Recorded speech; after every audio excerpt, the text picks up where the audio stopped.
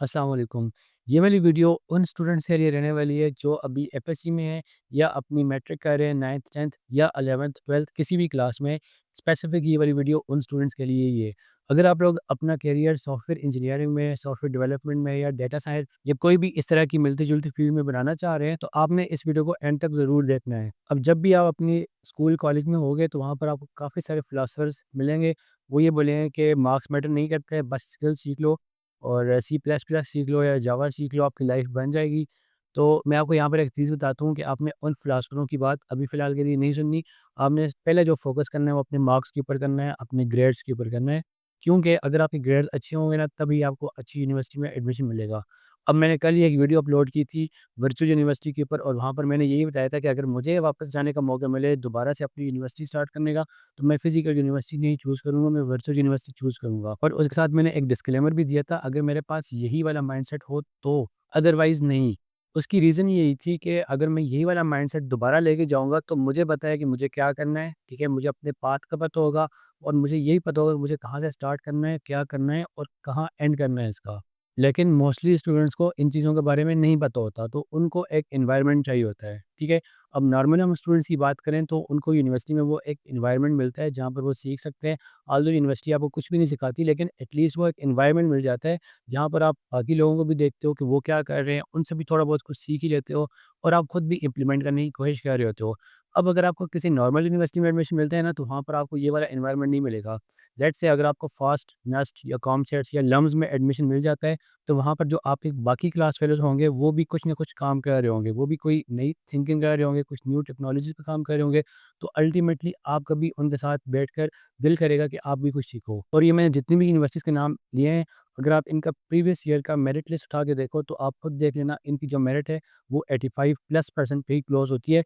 तो उसके लिए आपको मार्क्स चाहिए होंगे, आपके ग्रेड्स अच्छे होने चाहिए, एटलीस्ट आपके 80-85% तो प्लस होने ही होने चाहिए। अब मैं यहाँ पर ये नहीं कह रहा कि अगर कोई नॉर्मल यूनिवर्सिटी से है या कोई वर्चुअल यूनिवर्सिटी से है, उसको जॉब नहीं मिलेगी। बाय द वे, अगर आप वर्चुअल यूनिवर्सिटी वाली वीडियो देखना चाहते हो, तो आप कमेंट में मैं उसका लिंक दे दूँगा, आप वहाँ से देख सकते हो, मैंने कंप्लीट गाइड किया हुआ है वहाँ पर। लेकिन अगर आप टॉप टियर यूनिवर्सिटीज़ में चले जाते हो, तो वहाँ पर कंपनीज़ खुद जाके आपको हायर करती हैं।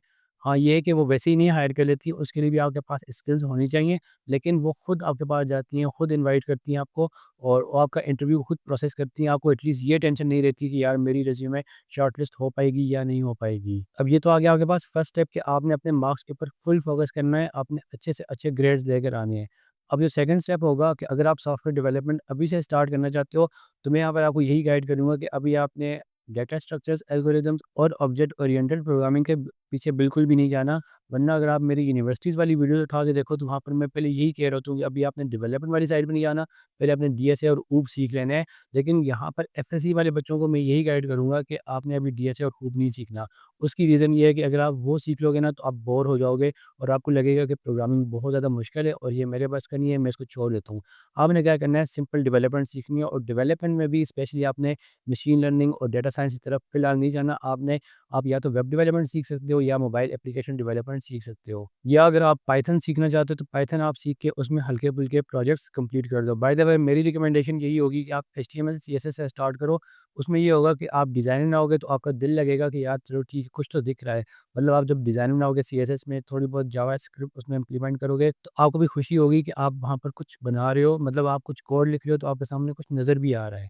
और जो थर्ड पॉइंट है, आपने क्या करना है कि मैथ्स के ऊपर स्पेसिफिक फ़ोकस करना है। अगर आप प्री इंजीनियरिंग के या आईसीएस के स्टूडेंट, और अगर आप प्री मेडिकल के स्टूडेंट हो तो फिर तो आप यूनिवर्सिटी में जाके एक एक्स्ट्रा सब्जेक्ट पढ़ोगे।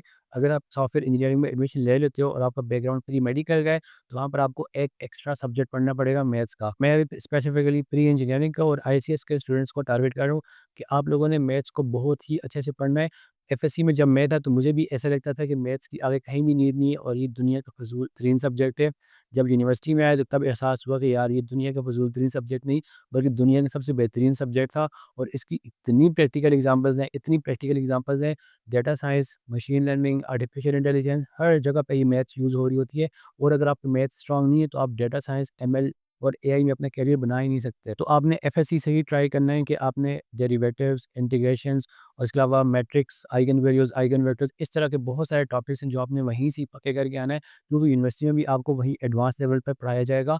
और यूनिवर्सिटी में अगर 8 सेमेस्टर की बात करें तो हर सेमेस्टर में एक मैथ्स का सब्जेक्ट ज़रूर होता है। तो ये जो 3 पॉइंट्स मैंने बताए हैं, इनके ऊपर आपने स्पेशल फ़ोकस करना है, अपने ग्रेड्स के ऊपर कोई कंप्रोमाइज़ नहीं करना और आपने हल्की-फुल्की प्रोग्रामिंग सीखना स्टार्ट करना है। वेब डेवलपमेंट से स्टार्ट कर लें बेशक, एचटीएमएल, सीएसएस, जावास्क्रिप्ट और रिएक्ट सीख लें। और अगर आप बैकएंड की तरफ अभी नहीं भी जाना चाहते तो बेशक ना जाएँ, सिर्फ फ्रंट एंड के ऊपर ही रह के काम करें। और जो तीसरा पॉइंट है, आपने मैथ्स के ऊपर स्पेसिफिक फ़ोकस करना है। और जब अगर आप इन तीनों पॉइंट्स के ऊपर फ़ोकस करते हो और ये तीनों पॉइंट्स आपके अच्छे निकल आते हैं, तो फिर आपने ट्राई करना है कि पाकिस्तान की टॉप अच्छी यूनिवर्सिटीज़ में ही एडमिशन लो, अगर आपका मेरिट उनके ऊपर बनता है, और वहाँ पर ये होगा कि आपको जॉब लेने में कोई ज़्यादा मुश्किल पेश नहीं आएगी। सो चलो फिर मिलते हैं नेक्स्ट वीडियो में, टिल दैट अल्लाह हाफ़िज़।